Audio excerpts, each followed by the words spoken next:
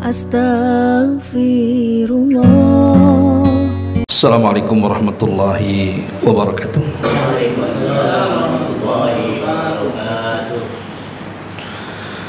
Alhamdulillah wassalatu wassalamu ala rasulillah wa ala alihi wa sahbihi wa mawalah wa la hawla wa la quwwata illa billahi wa ba'du. Alhamdulillah, di malam hari ini kembali kita bisa duduk bermajlis ilmu di musalla ini. Salat dan juga salam kita hadiahkan kepada Rasul kita Nabi besar Muhammad sallallahu alaihi wasallam. Baik, kita akan lanjutkan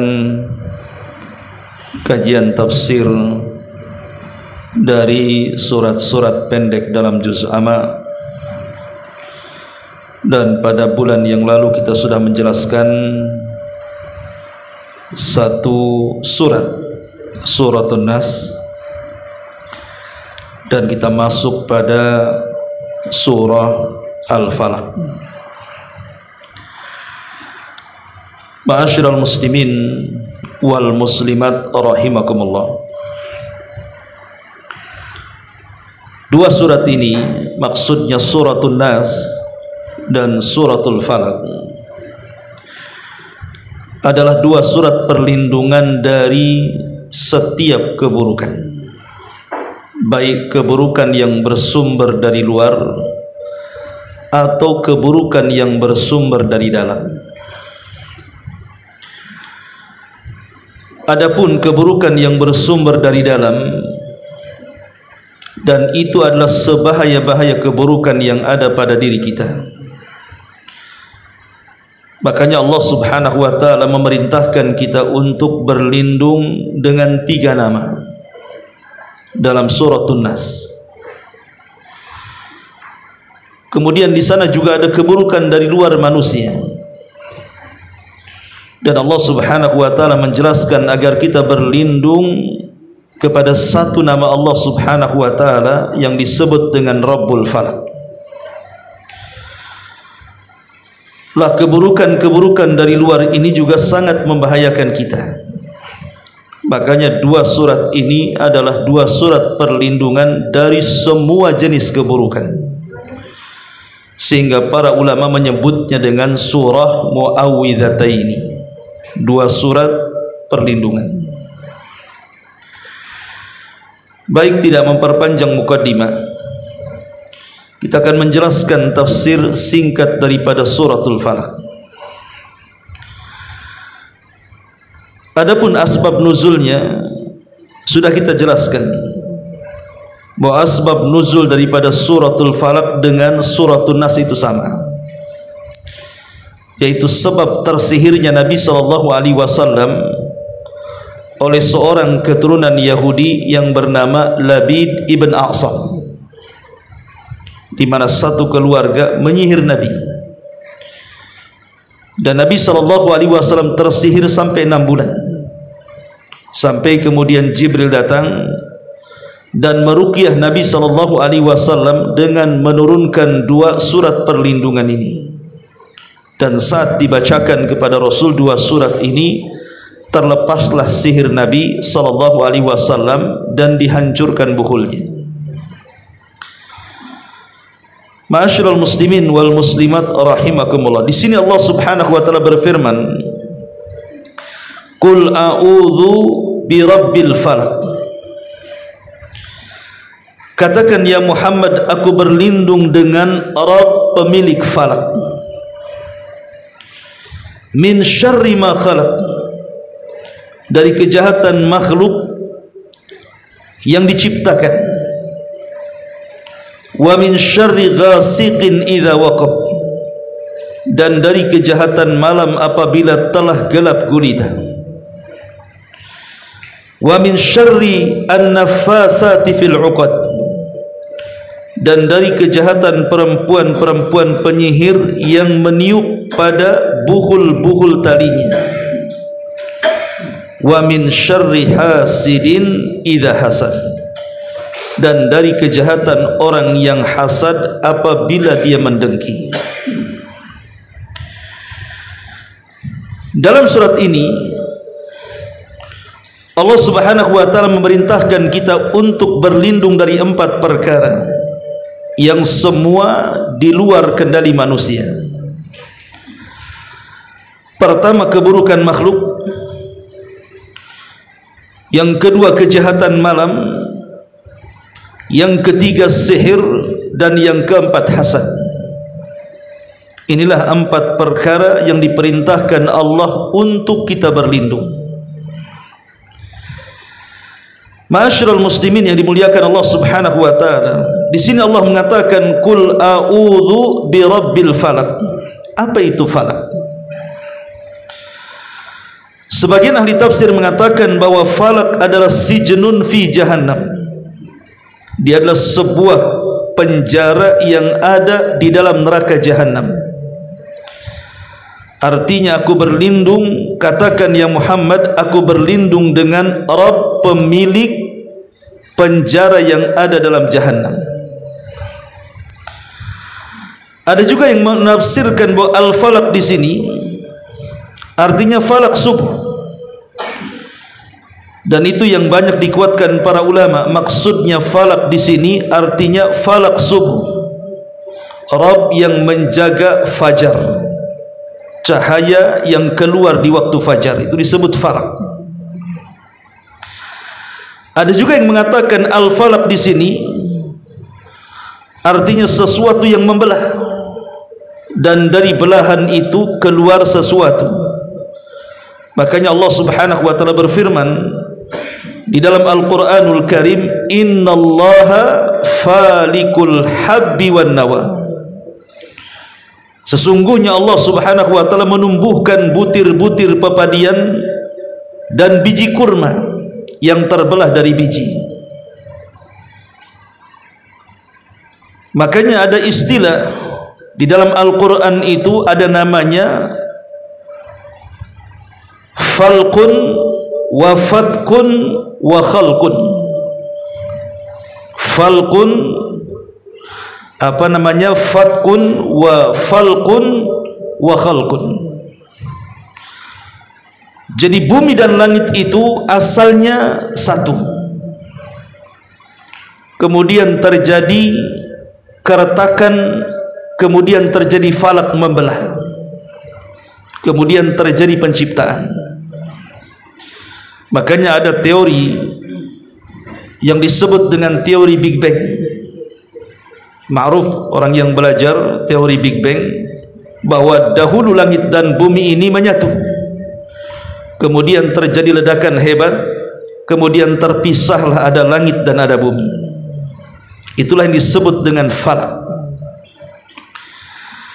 Lah dari falak ini muncul kehidupan. Makanya Allah Subhanahu wa taala mengatakan innallaha falikul habbi wan nawa yukhrijul hayya minal mayyit wa mukhrijul mayyita minal hayy. Sungguh Allah adalah falik, penumbuh butir padi dan juga kurma. Dialah yang mengeluarkan kehidupan dari kematian dan mengeluarkan kematian dari kehidupan. Ma'asyiral muslimin yang dimuliakan Allah Subhanahu wa taala, qul a'udzu birabbil falaq. Aku berlindung dengan Rabb pemilik falak. Dari apa kita disuruh berlindung kepada Rabb pemilik falak ini? Pertama, min syarri ma khalaq. Kita berlindung dari keburukan yang Allah Subhanahu wa taala ciptakan. Apa yang dimaksud min syarri ma khalaq? Kita berlindung dari keburukan apa yang Allah Subhanahu wa taala ciptakan. Banyak penafsiran para ulama. Ada yang mengatakan maksudnya min syarri ma khalaq adalah iblis. Jadi kita berlindung dari iblis dan syaitan. Karena tidak ada ciptaan Allah Subhanahu wa taala yang paling buruk melainkan iblis laknatullah. Maka kita berlindung dari min syarri ma khalaq, artinya berlindung dari iblis. Ini satu pendapat. Pendapat yang kedua, maksudnya min syarri ma khalaq adalah jahannam. Jadi neraka jahannam, dan neraka adalah seburuk-buruk makhluk yang Allah ciptakan, karena jahannam adalah tempat penyiksaan. Jadi kita berlindung dari neraka Allah Subhanahu wa taala. Dan itu banyak dalam hadis-hadis Nabi SAW, disuruhnya kita berlindung dari api neraka.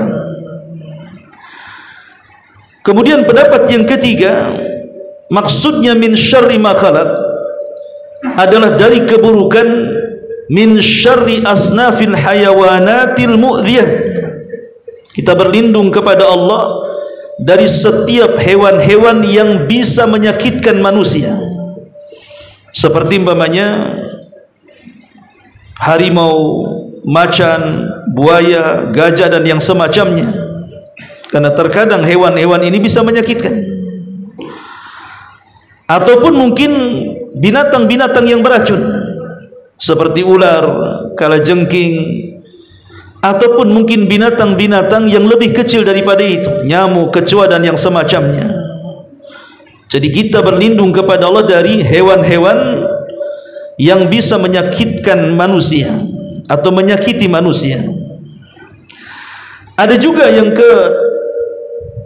keempat, yang dimaksud min syarri ma khalaq, artinya ma khalaqa minal amradi wal asqam. Kita berlindung kepada Allah dari setiap amrad, penyakit-penyakit, baik yang tidak menular ataupun menular, atau lebih jauh daripada itu, berlindung kepada Allah dari keburukan seperti kekeringan, hujan yang membawa banjir, kebakaran dan yang semacamnya. Jadi kalau terjadi musibah banjir, kekeringan, kebakaran, maka berlindunglah kepada Allah dengan membaca suratul Falaq. Dan ada juga yang mengatakan maksudnya min syarri ma khalaq adalah keburukan manusia. Karena keburukan manusia ini paling banyak dilakukan, baik secara perbuatan, baik secara ucapan, baik secara niat. Terkadang keluar keburukan dari manusia secara perbuatan, seperti berdusta, melakukan kezaliman, melakukan aniaya, melakukan penipuan dan pengkhianatan dan yang semacamnya.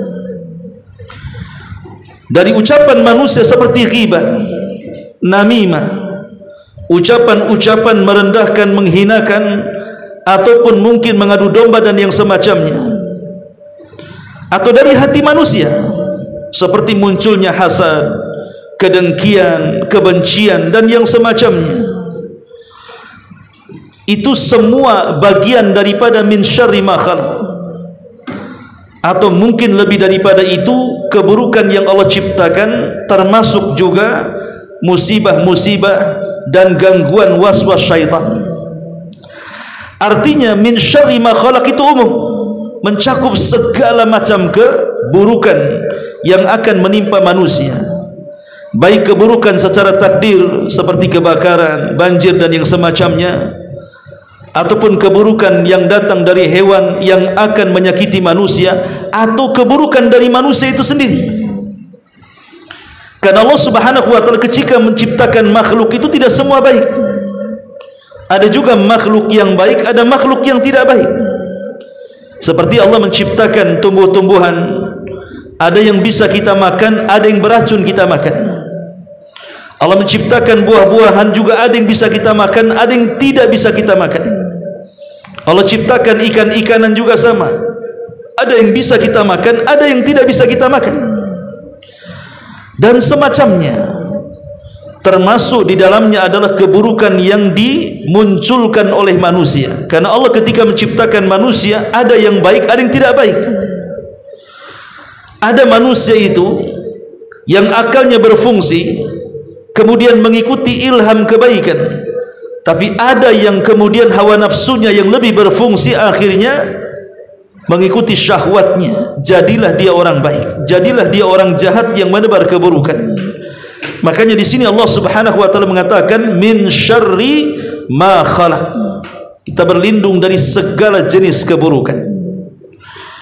Karena yang namanya keburukan itu ikhwatu fiddin yang dimuliakan Allah Azza wa Jalla, terkadang tidak kita sangka-sangka datangnya. Ada kawan yang kita anggap baik, rupanya dia pula pendusta dan pengkhianat. Ada orang yang kita anggap baik, rupanya dia pula yang paling hasad dengan kita.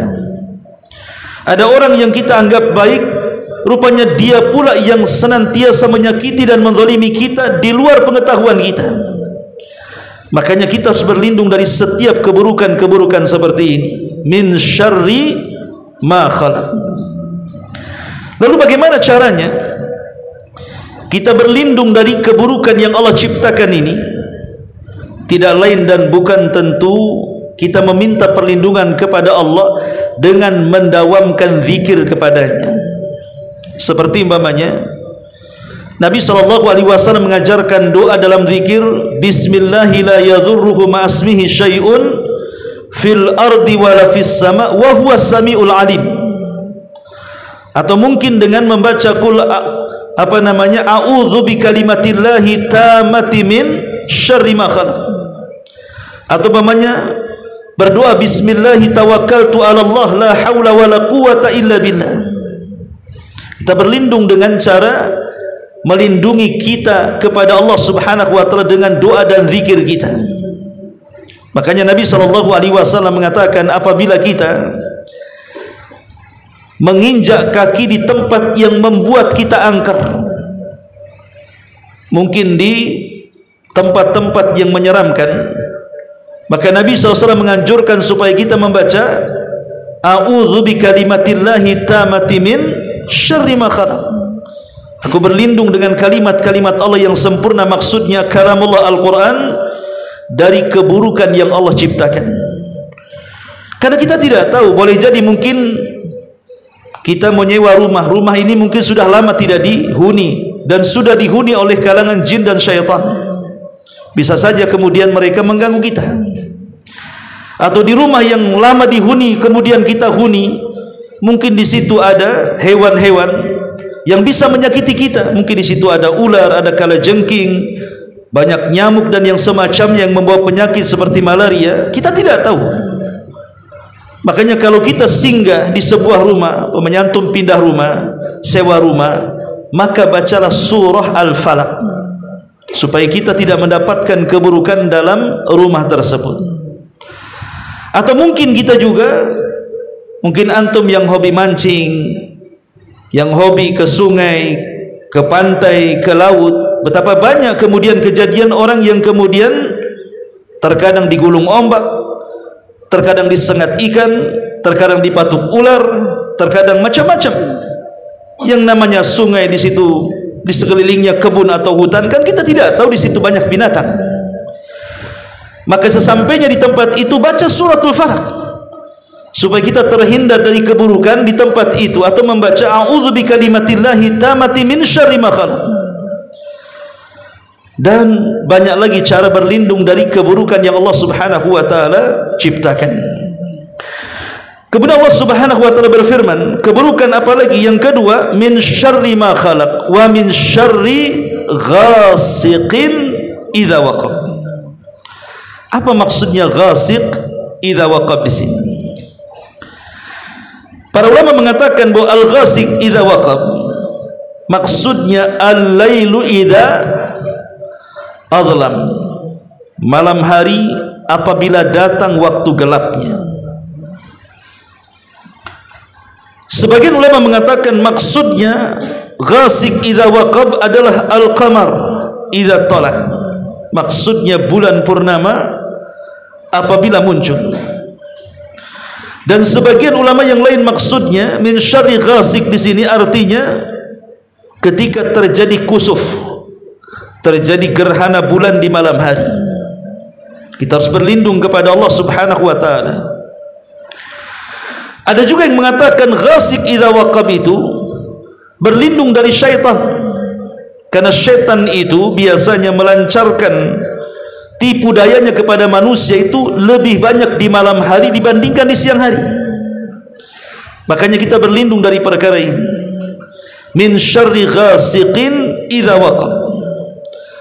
Ada juga yang mengatakan bahwa sebagian orang mengatakan bahwa di malam hari maka akan bertebaran di mana-mana, mungkin semacam bakteri-bakteri, wabah-wabah yang dan semacamnya, karena kita tahu bahwa menyebarnya wabah seperti corona umpamanya ataupun wabah taun atau yang lainnya itu lebih banyak tersebar di malam hari.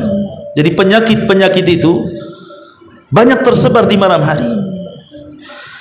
Apalagi malam hari ini kalau kita saksikan lebih banyak maksiat dibandingkan orang yang melakukan ketaatan kan.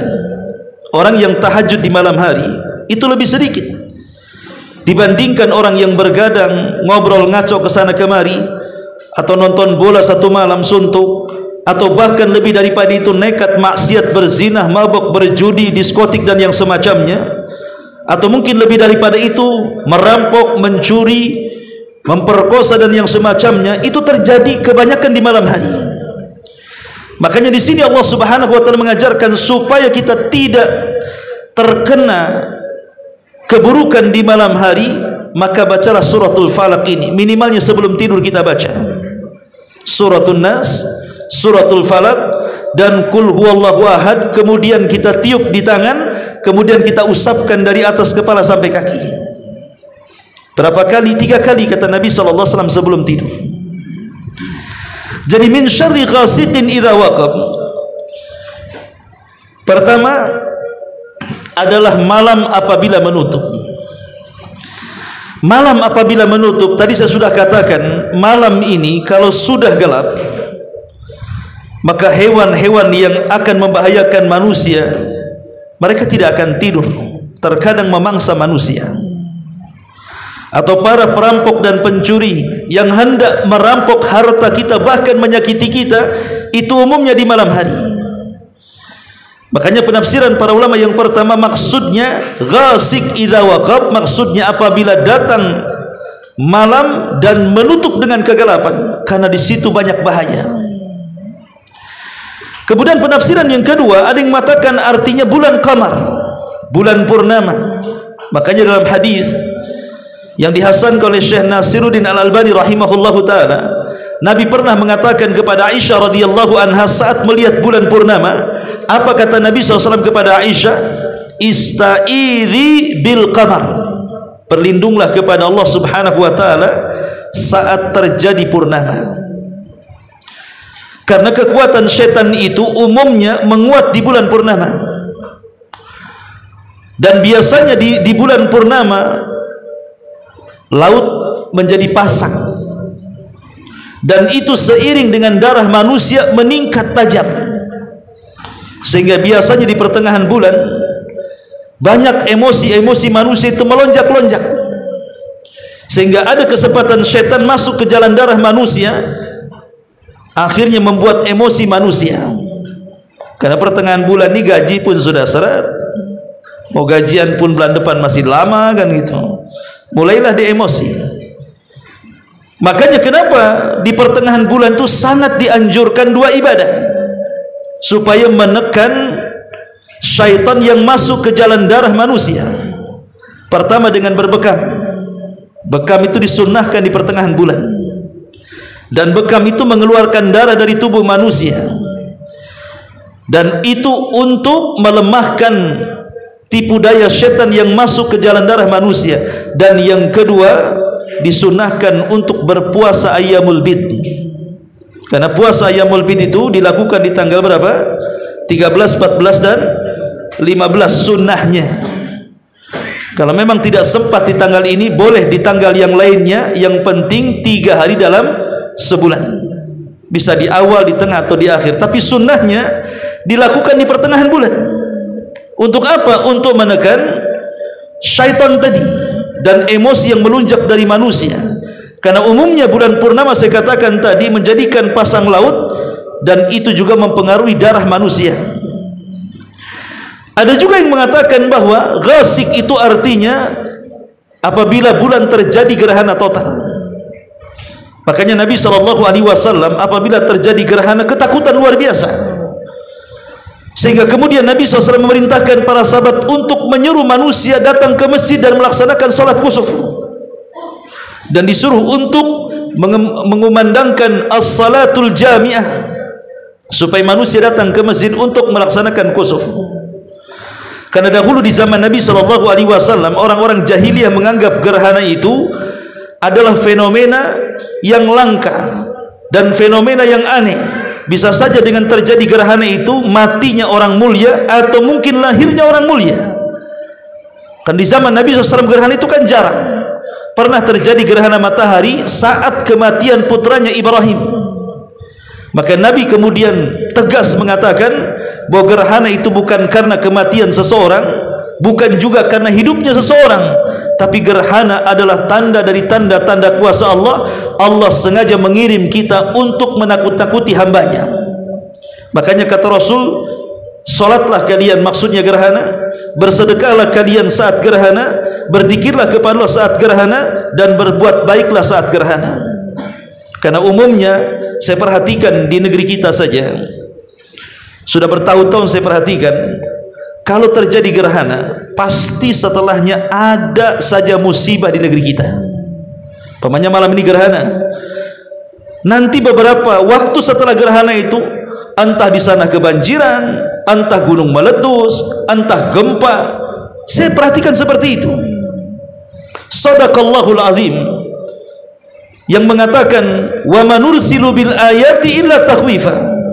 Tidaklah kami mengirim tanda-tanda kuasa kami seperti gerhana dan yang semacamnya kecuali untuk menakut-nakuti hambanya, supaya hamba ini bertobat dari perbuatan dosa. Karena musibah itu biasanya datang karena perbuatan dosa manusia. Jadi kita berlindung dari gerhana. Tapi di zaman sekarang bukan berlindung dari gerhana, selfie dengan gerhana. Justru kemudian dibuat tempat untuk menyaksikan gerhana, apalagi gerhana itu gerhana langka, 100 tahun sekali dan begitu seterusnya. Terkadang dijadikan tontonan yang asik, padahal ini fenomena bukan biasa. Allah mengutus fenomena seperti ini untuk menakut-nakuti kita, supaya kita sadar. Tapi orang yang ditakut-takuti tidak sadar. Boleh jadi itu pula yang menjadikan kenapa setelah gerhana banyak bencana. Maka kita berlindung dari gerhana, maksudnya ghasiqin idza waqab. Ma'asyiral muslimin wal muslimat rahimakumullah. Ini yang kedua, wa min syarri ghasiqin idza waqab. Kemudian yang ketiga, Allah Subhanahu wa taala juga merintahkan kita berlindung kepada Rabb pemilik falak dari apa? Min syarrin naffatsati fil 'uqad. Apa maksudnya min syarrin naffatsati fil 'uqad? Memang terjemahan bebasnya dalam Al-Quran, penerjemah Departemen Agama kita, di situ diartikan dari perempuan-perempuan yang meniup-niupkan sihir ke buhulnya. Karena setiap buhul itu alat untuk sihir. Jadi sihir yang paling bahaya itu kalau sudah menggunakan buhul. Sebagian para ulama mengatakan maksudnya min syarri nafatsati fil 'uqad, artinya istaiz billahi min syarri nufus allati tufsidu sadaqatin nas. Berlindunglah dengan Allah dari keburukan jiwa yang bisa merusak sedekah. Jadi nafasati fil 'uqad artinya berlindung dari jiwa-jiwa yang bisa merusak sedekah. Karena betapa banyak orang-orang yang kemudian bersedekah, yang tadinya ikhlas kemudian berubah menjadi riya. Bahkan lebih daripada itu, menyakiti orang yang kita sedekahi dengan cara mengungkit-ungkit dan menyakiti hatinya. Ini satu penafsiran. Penafsiran yang kedua, maksudnya istaiz billahi min syarri fi'atil lati tuhradu ala muharabatil khulafa'i wal wulad wa naqdi bai'atihim. Artinya berlindung kepada Allah Subhanahu wa taala dari sekelompok orang yang suka kemudian menghembus-hembuskan pemberontakan kepada para pemimpin-pemimpin manusia, pemimpin-pemimpin negara. Jadi ada sekelompok orang itu yang mereka itu senantiasa ingin menyingkirkan pemerintah, dan mengganti pemerintah yang baru. Padahal kita tahu setiap generasi terkadang datang pemerintah baru, kemudian banyak orang yang mengatakan rupanya pemerintah lama jauh lebih baik dibandingkan pemerintah baru. Nanti pemerintah baru tumbang, datang pemerintah lain lagi, maka orang-orang mengatakan sebelumnya lebih baik daripada sesudahnya. Sampai kapan seperti ini? Maka kita berlindung dari pemberontakan, karena pemberontakan kepada pemerintah itu bagian daripada sifat khawarij.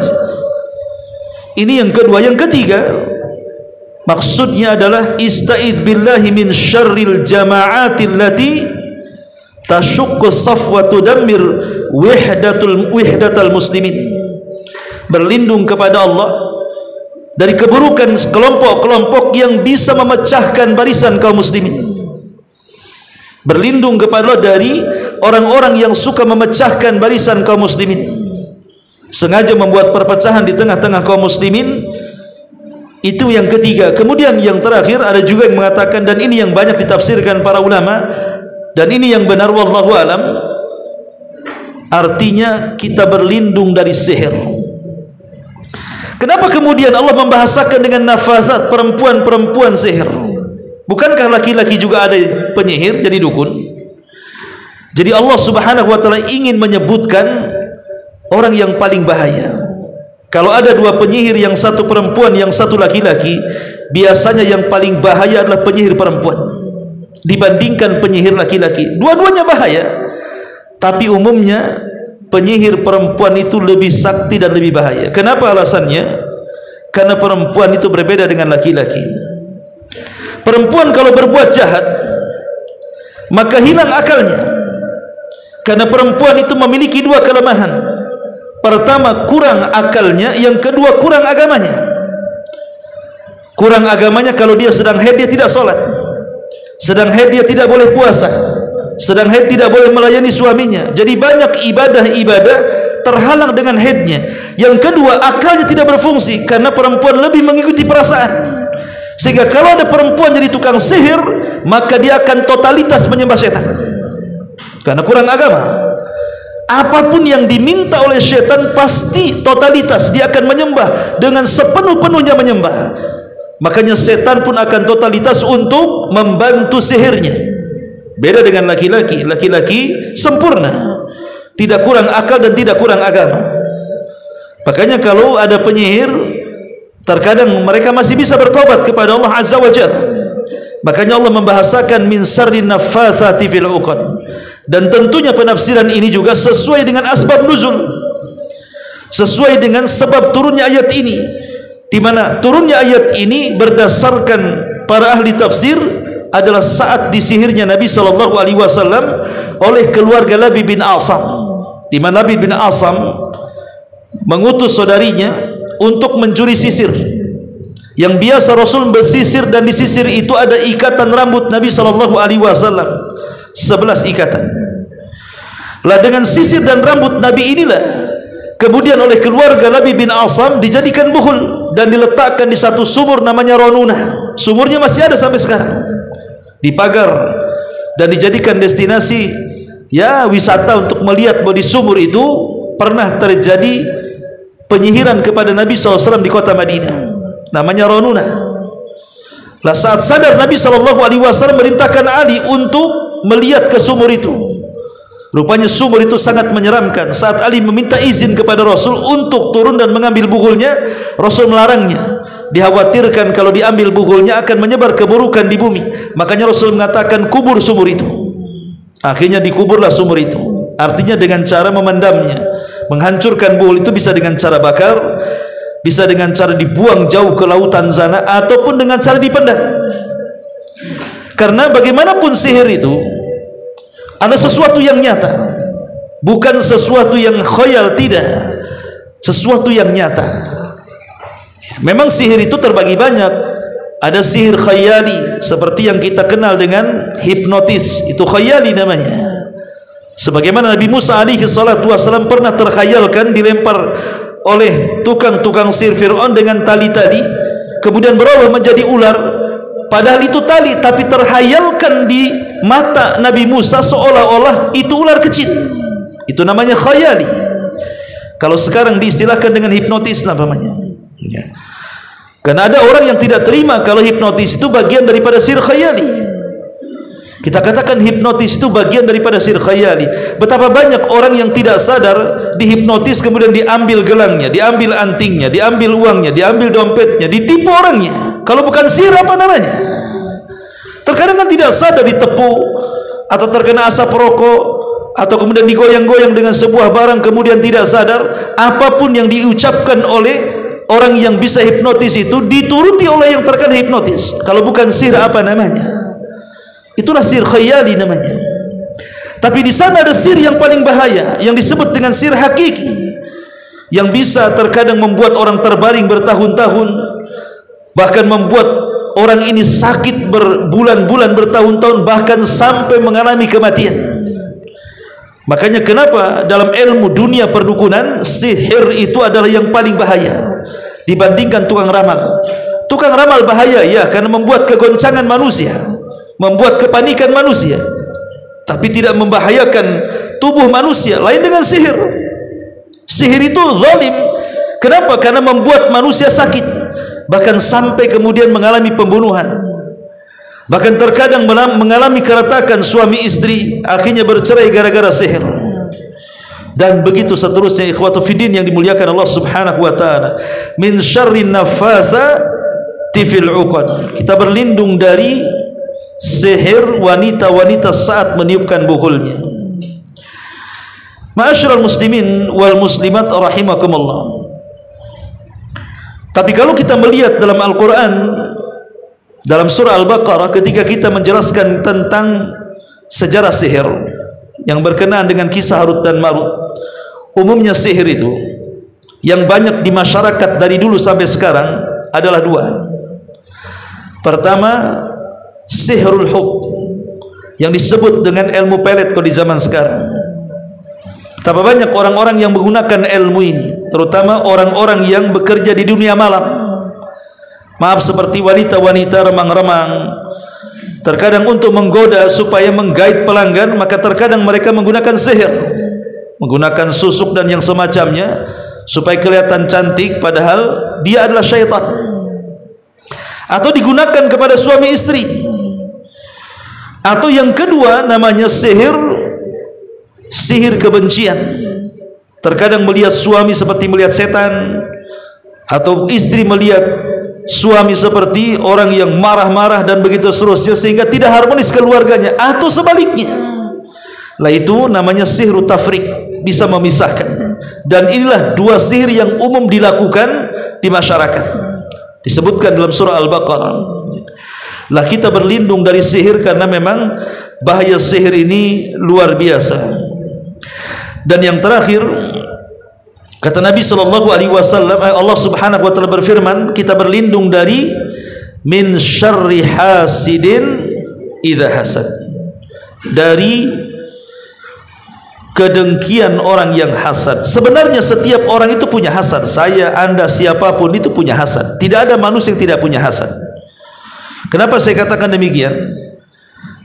Sebab kalau seandainya ada kawan kita, tetangga kita membeli rumah, punya kendaraan lebih bagus, mampu merenovasi rumah lebih bagus, lebih cantik, terkadang kita kepengen, keinginan kita ingin seperti dia, itu namanya hasad. Tetapi hasadnya orang baik disembunyikan, tapi hasadnya orang jahat ditampakkan.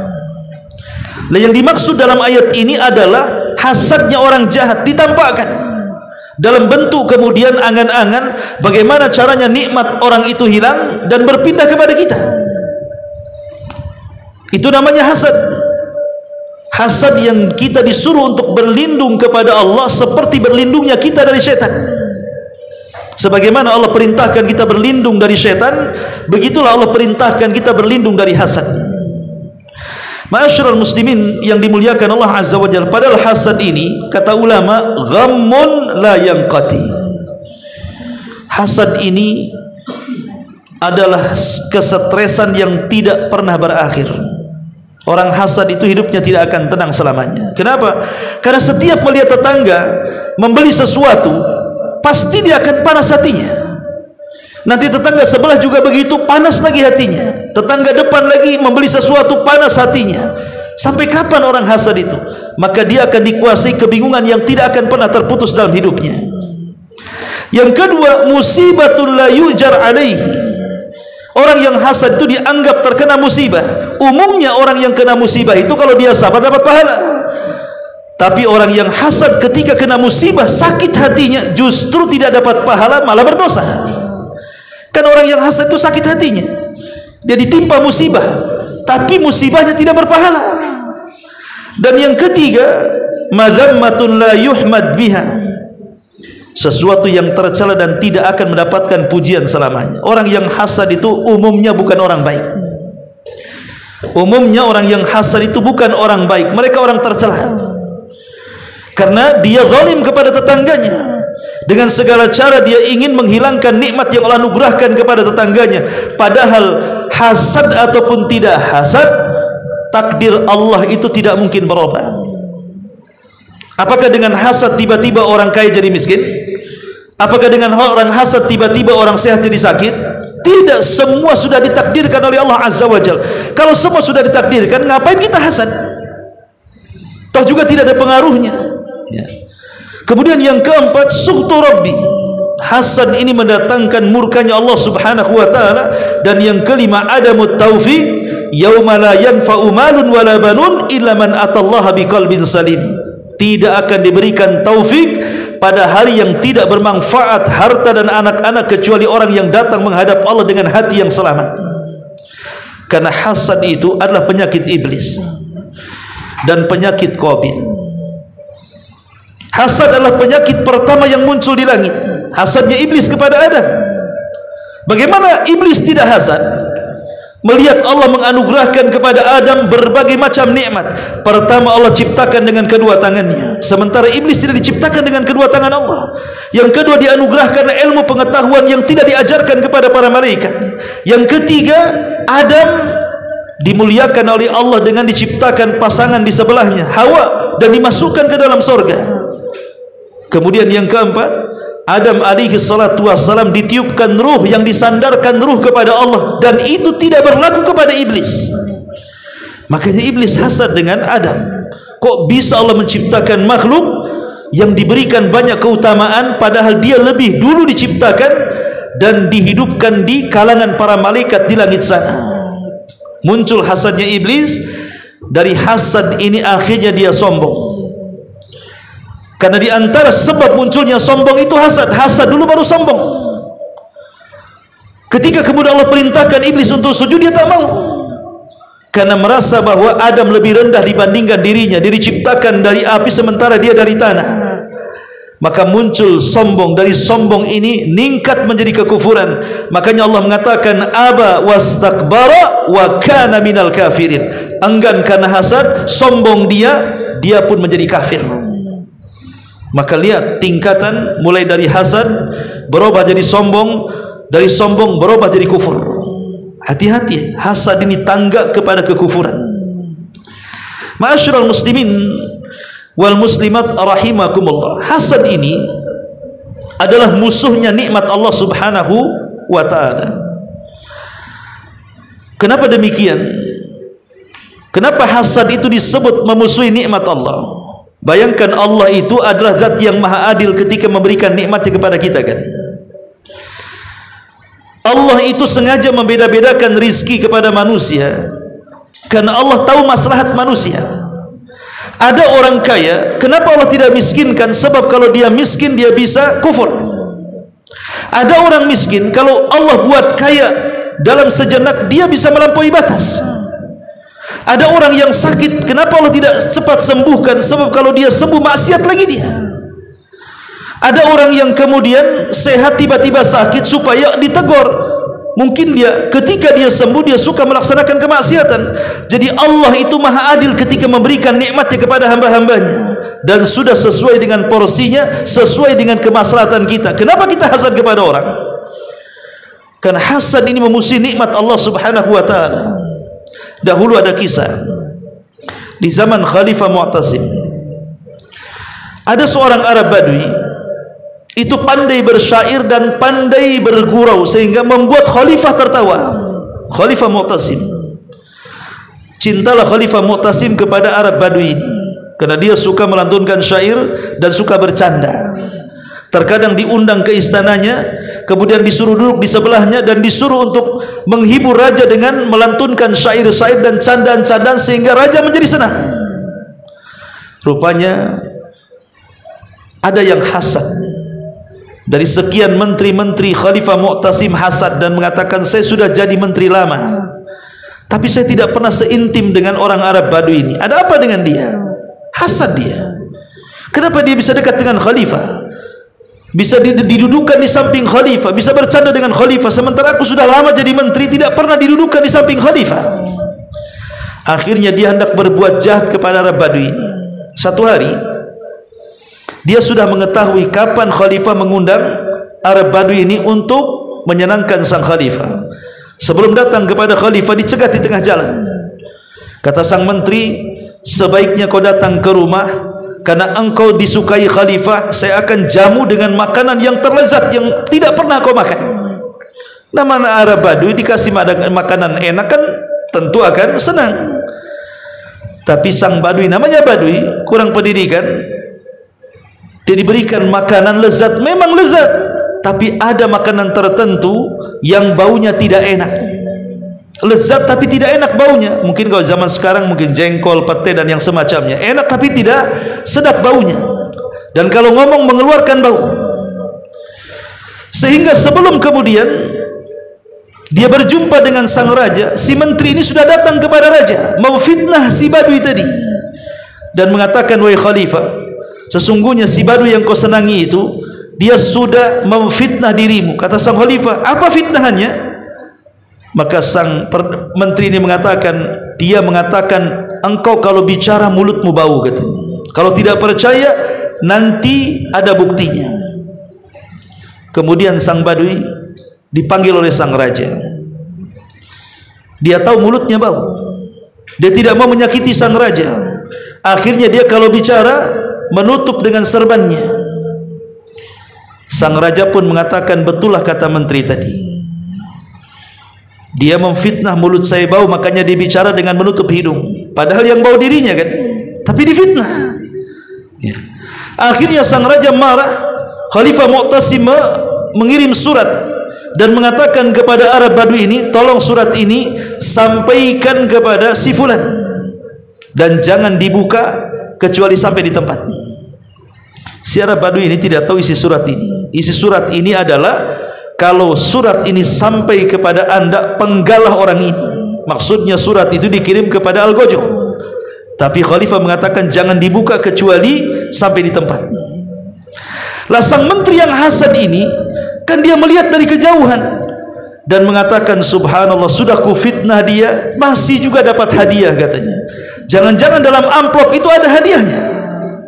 Akhirnya sebelum sampai kemudian di tempat, dicegat di tengah jalan, kata sang menteri, dan mengatakan, jangan kau dikasih hadiah banyak oleh sang raja, bisa enggak amplop itu kau serahkan kepadaku, aku yang akan menyerahkan ke orang itu, katanya. Ya Arab Badui, dia senang hati dan mengatakan, ambil saja amplopnya. Sama-sama tidak tahu isinya. Ketika sang menteri sampai di tempat pemenggalan itu, diambil oleh Al-Gojo, langsung dieksekusi mati. Sang khalifah mendengar, kok bisa yang menteri yang melaporkan bahwa sang Badui ini memfitnah dirinya, harusnya dia yang mati, kenapa pula si menteri itu yang mati? Maka sang raja kemudian mengundang si Badui tadi dan menceritakan ada apa masalahnya. Di sini kemudian sang Badui menceritakan bahwa sebelum dia masuk istana, dia diundang oleh menteri tersebut di rumahnya dan memakan sesuatu enak rasanya tapi tak sedap baunya. Makanya ketika aku bicara dengan engkau ya khalifah, ku tutup buku mulutku. Barulah sang khalifah mengerti dan mengatakan, sungguh pantas dia. Maksudnya dari sini ada istilah halakal hasid qablal mahsud. Sungguh orang yang hasad itu akan hancur duluan dibandingkan orang yang dihasadi. Ya, bagaimana tidak hancur duluan? Kalau orang hasad ini dipenuhi hatinya dengan hasad. Lihat tetangga bangun rumah, naik tensinya. Di tingkat 2 naik lagi tensinya. Tingkat 3 makin naik lagi tensinya. Beli mobil pula, naik tensinya. Bukannya dia punya mobil, dia yang diantar mobil ambulan ke rumah sakit. Dengar lagi tetangganya ada nikmat, mati dia. Jadi orang yang hasad itu dia akan lebih hancur dibandingkan orang yang dihasadi. Tapi kenapa di sini Allah Subhanahu wa taala berlindung, meminta perlindungan kepada Allah dari hasad? Karena ada rahasia di balik hasad. Apa itu? Penyakit ain. Di balik hasad itu ada sihir mata. Karena orang yang kalau sudah hasad betul, di mata dia ada sihir. Jadi kalau seandainya dia hasad dengan orang, terkadang orang yang dihasadi terkena penyakit ain kemudian sakit. Ataupun umpamanya dia sedang bangun rumah, karena dia hasad kepada orang itu, tahu-tahu rumahnya roboh, atau kendaraannya mogok, atau celaka di tengah jalan. Itu yang kita takutkan dari orang hasad itu. Ketika dalam hasad itu terdapat penyakit yang disebut dengan sihrul ain namanya. Penyakit sihir ain. Kata Nabi SAW, kebanyakan orang meninggal setelah takdir adalah karena terkena ain. Jadi kebanyakan orang meninggal setelah takdir Allah adalah karena terkena penyakit ain. Dan penyakit ain ini muncul karena hasad. Makanya para ulama mengatakan, lawanlah hasad dengan lawannya. Sebagaimana hasad itu menginginkan kenikmatan orang lain hilang, lawan dengan cara apa? Mendoakan kepada Allah setiap nikmat yang Allah anugerahkan kepada kita supaya diberkahi. Jadi kalau antum beli motor baru, berdoa, ya Allah, Allahumma barik, ya Allah berkahi motorku. Kalau kita baru bangun rumah renovasi, ya Allah, Allahumma barik, ya Allah berkahi rumahku. Kalau kita baru punya anak lahir lucu, cakep, cantik, kita katakan Allahumma barik, ya Allah berkahi anak saya. Pokoknya setiap mendapatkan nikmat ucapkan seperti itu. Karena berkah itu menambah nikmat, sementara hasad itu menghilangkan nikmat. Makanya lawanlah hasad dengan lawannya.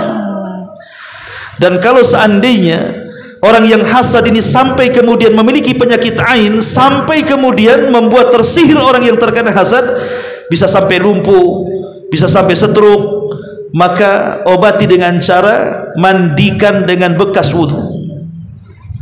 Jadikan bekas air wudu itu kemudian dilapkan di daerah-daerah yang tersembunyi di badan manusia, lekukan-lekukan manusia seperti di leher, di ketiak, di sela-sela seperti di dada, di selangkakan, ya. Boleh jadi kalau seandainya dia stroke ataupun dia sakit terbaring karena hasad, insya Allah dia bisa sembuh dengan cara itu. Kecuali kalau memang dia penyakit, bukan karena ain, kan itu ya, mungkin stroke-nya karena penyakit, ya, ataupun karena ada sakit apa, karena makan apa dan begitu seterusnya. Tapi tidak semua sakit itu karena faktor makanan. Bisa saja sakit itu ditimbulkan karena hasad. Kalau ditimbulkan karena hasad bisa diruqyah. Bisa diruqyah dengan cara membacakan Al-Quran dengan kalam-kalam Allah Subhanahu wa ta'ala. Ma'asyiral muslimin yang dimuliakan Allah Subhanahu wa ta'ala, maka hasad itu sama dengan penolong musuh Allah, iblis laknatullah alaihi. Dan hasad itu adalah sangat memusuhi perbuatan Allah. Dia tidak senang dengan takdir Allah. Dia menolak takdir Allah. Kenapa dia bagus saya tidak, kenapa dia hoki saya tidak, kenapa dia begini saya tidak. Itu kan menolak takdir namanya. Ingat, manusia itu sudah ditakdirkan sejak berada di perut ibundanya. Bahkan sebelum langit dan bumi diciptakan 500 tahun sudah ditakdirkan di Lauhil Mahfuz. Buat apa kita hasad? Ma'asyiral muslimin yang dimuliakan Allah Subhanahu wa ta'ala, inilah di antara 4 perlindungan yang diajarkan dalam Al-Quran dalam suratu Al-Falaq. Kita berlindung dari makhluk yang Allah ciptakan, dari makhluk-makhluk yang buruk. Kemudian kita berlindung dari malam apabila datang gelapnya, dan kita juga berlindung dari penyihir-penyihir yang ganas, dan kita berlindung dari hasad orang-orang pendengki. Wallahu alam. Ini diantara kajian suratul Falaq. Baik, sebelum saya tutup, silakan kalau ada yang bertanya. Iya, silakan. Kadang-kadang kan dukun ini memakai ayat-ayat ayat Al-Quran untuk memanggil jin. Bagaimana kita menyikapi itu? Karena kan Al-Quran ini kan apa namanya? Kok bisa dia memanggil jin gitu loh? Iya. Ada di istilah masyarakat itu kan ada dukun hitam, ada dukun putih. Dukun hitam murni, memang dia dukun. Dia membaca mantra-mantra bukan dari lafad-lafad hadis-hadis ataupun Al-Quran. Memang murni dipelajari dari kitab-kitab sihir dengan bahasa-bahasa yang tidak bisa kita pahami. Ya. Tapi di sana ada dukun putih yang mencampur adukan kebenaran dengan kebatilan. Dan ini yang paling bahaya. Makanya kata Syekh Shalih Fauzan hafizahullah taala, dia mengatakan, kalau seandainya setan itu datang kepada kita membawa keburukan 100%, maka tidak ada yang mengikuti setan. Tapi ketika kemudian setan itu datang kepada kita dengan mencampur adukan keburukan dengan kebenaran, maka banyak orang yang tertipu, akhirnya padahal buruk disangka benar. Lah dukun-dukun putih ini, mereka adalah orang-orang yang suka mencampur adukan hak dengan yang batil. Artinya mencampur adukan ayat-ayat Allah dengan mantra-mantra jin. Karena tidak mungkin, mustahil kalau seandainya dia memantra-mantrai dengan Al-Quran semata, Al-Quran seperti orang yang meruqyah, mereka bukan dukun. Peruqyah itu kan murni Al-Quran yang dibaca, atau hadis, doa-doa yang terdapat dalam hadis-hadis Nabi SAW dan disuarakan, didengar orang yang diruqyah. Tapi kebanyakan dukun-dukun seperti ini terkadang ada bahasa-bahasa yang disembunyikan, yang dimunculkan terkadang hanya doa-doa dan ayat-ayat Al-Quran, atau mungkin bacaan-bacaan yang samar. Makanya sihir sendiri itu kan ada yang dalam bentuk raja. Kita lihat raja-raja terkadang tidak bisa dibaca, ayat kursi dijungkir balikan sehingga tidak bisa dibaca khotnya. Bahkan saya pernah melihat di YouTube itu ada dukun Yaman yang sangat kondang sakti, itu mengubur buhulnya di dalam tanah ketika dia hendak menyihir seorang ulama. Kemudian dia tobat, kasih tahu buhulnya itu kain putih yang dikubur itu penuh dengan jarum, paku, macam-macam, dan di situ ditulis ayat kursi dengan darah haid. Bayangkan ayat-ayat Allah ditulis dengan benda-bendanya najis kan? Kan disihir ulama. Jadi buhulnya itu luar biasa. Karena dukun-dukun ini kenapa dia kafir? Karena dia menganggap bahwa syaitan itu lebih kuat dibandingkan Allah Subhanahu wa taala. Makanya mereka meminta bantuan kepada syaitan dibandingkan kepada Allah. Makanya penampilan dukun itu kebanyakan menyeramkan dan persis seperti setan. Cuman dukun-dukun putih ini terkadang mengalabui manusia karena terkadang penampilan mereka bergaya kiai, pakai sorban, kadang bawa tasbih, kadang-kadang berzikir, pakai jubah melambai sampai ke bawah dan begitu seterusnya, padahal dia dukun. Dia dukun. Saya pernah membaca satu buku, ya namanya siapa yang mengarang saya lupa. Namanya buku Dukun Hitam Putih. Jadi menceritakan tentang seseorang yang punya pondok pesantren, tetapi sebenarnya itu kedok saja. Intinya kiai ini melakukan perdukunan. Saya katakan ini oknum kiai, berkedok pesantren padahal hakikatnya dia dukun. Banyak pejabat-pejabat yang datang ke dia. Setiap datang ke dia rata-rata berhasil. Umpamanya ingin jadi menjabat, akhirnya terkabul jadi pejabat. Ingin jadi kaya, akhirnya jadi kaya. Ya, umumnya berhasil, walaupun tidak semua berhasil, tapi umumnya berhasil, sehingga kemudian orang menganggap itu orang sakti.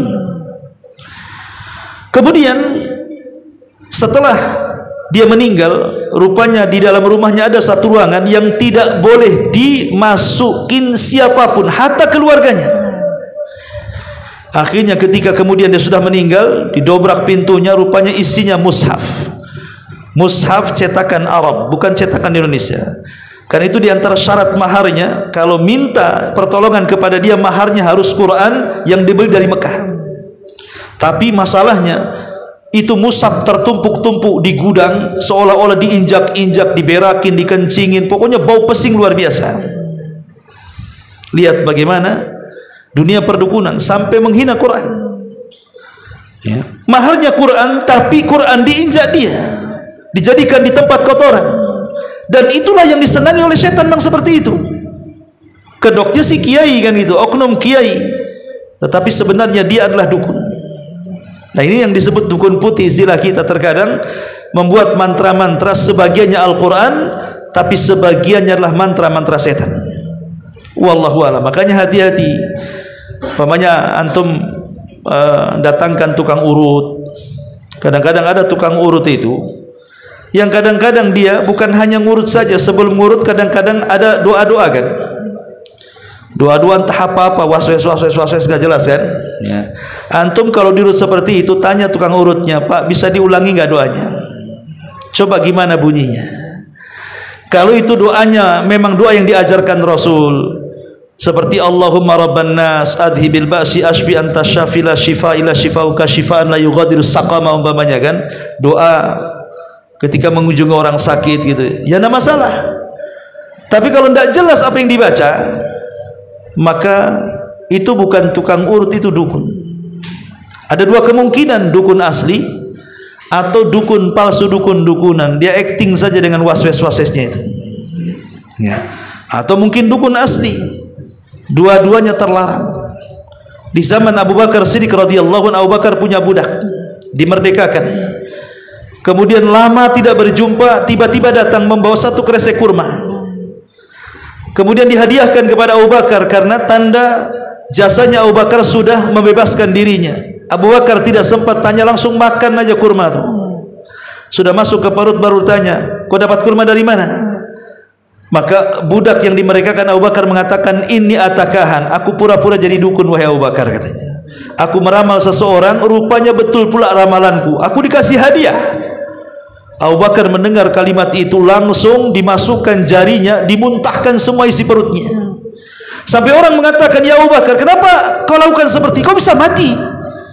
Kata Abu Bakar, sekalipun ruhku yang keluar bukan hanya isi perutku, itu lebih baik bagi keluarga Abu Bakar dibandingkan memasukkan makanan haram ke perutku, katanya.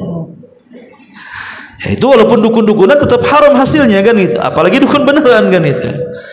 Ya, makanya kalau urut-urut sajalah, tidak usah gaya-gayaan ya, kecuali kalau memang dia ya mungkin sudah ngaji, tahu doanya, tapi doa itu kan harus dilafadkan supaya kita dengar.